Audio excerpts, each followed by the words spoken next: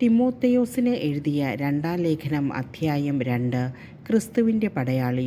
എൻ്റെ മകനെ, നീ യേശുക്രിസ്തുവിൻ്റെ കൃപാവരത്തിൽ നിന്നും ശക്തി സ്വീകരിക്കുക.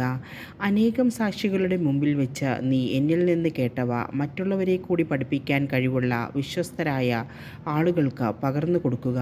യേശുക്രിസ്തുവിൻ്റെ നല്ല പടയാളിയെപ്പോലെ കഷ്ടപ്പാടുകൾ സഹിക്കുക. സൈനിക സേവനത്തിൽ ഏർപ്പെട്ടിരിക്കുന്ന പടയാളി തന്നെ സൈന്യത്തിൽ ചേർത്ത ആളിൻ്റെ ഇഷ്ടം നിറവേറ്റാനുള്ളതിനാൽ മറ്റു കാര്യങ്ങളിൽ തലയിടാറില്ല. നിയമാനുസൃതം മത്സരിക്കാത്ത ഒരു കായികാഭ്യാസിക്കും കിരീടം ലഭിക്കുകയില്ല. അധ്വാനിക്കുന്ന കർഷകനാണ് വിളവിൻ്റെ ആദ്യ പങ്ക് ലഭിക്കേണ്ടത്. ഞാൻ പറയുന്ന കാര്യങ്ങളെക്കുറിച്ച് നീ അവധാനപൂർവം ചിന്തിക്കുക. എല്ലാ കാര്യങ്ങളും മനസ്സിലാക്കാൻ വേണ്ട കഴിവ് കർത്താവ് നിനക്ക് തരും. എൻ്റെ സുവിശേഷത്തിൽ പ്രഘോഷിച്ചിട്ടുള്ളതുപോലെ ദാവീദിൻ്റെ വംശജരും മരിച്ചവരിൽ നിന്നുയർത്തവനുമായ യേശുക്രിസ്തുവിനെ സ്മരിക്കുക. ആ സുവിശേഷത്തിനു വേണ്ടിയാണ് ഞാൻ കഷ്ടത സഹിച്ചുകൊണ്ട് ഒരു കുറ്റവാളിയെപ്പോലെ വിലങ്ങുകൾക്ക് വരെ അധീനനാകുന്നത്. എന്നാൽ ദൈവവചനത്തിന് വിലങ്ങ് വയ്ക്കപ്പെട്ടിട്ടില്ല.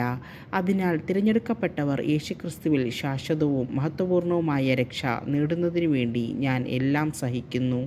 ഈ വചനം വിശ്വാസയോഗ്യമാണ്.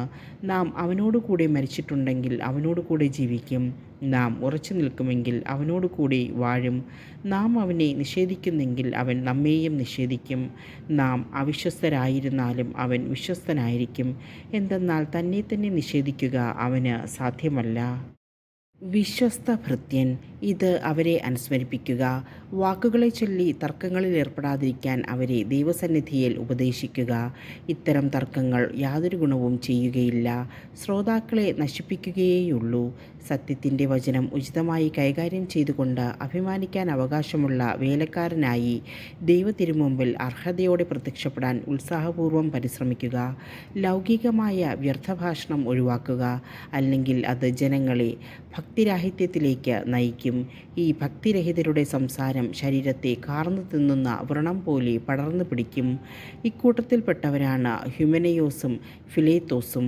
പുനരുത്ഥാനം സംഭവിച്ചു കഴിഞ്ഞു എന്ന വാദം ഉന്നയിച്ചുകൊണ്ട് അവർ സത്യത്തിൽ നിന്നും വ്യതിചലിച്ചു.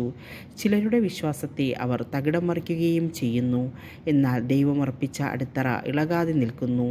അതിൽ ഇങ്ങനെ മുദ്രിതമായിരിക്കുന്നു: കർത്താവ് തനിക്ക് സ്വന്തമായിട്ടുള്ളവരെ അറിയുന്നു. കർത്താവിൻ്റെ നാമം വിളിക്കുന്നവരെല്ലാം പാപത്തിൽ നിന്ന് ഒഴിഞ്ഞു നിൽക്കട്ടെ.